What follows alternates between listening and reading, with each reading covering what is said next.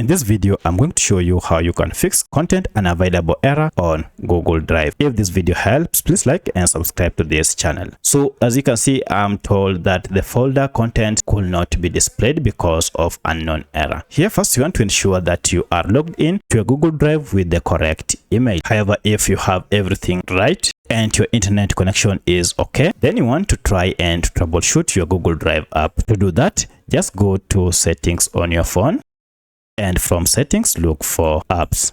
Now under apps, go to manage apps or all apps. This will list all the apps you have on your phone.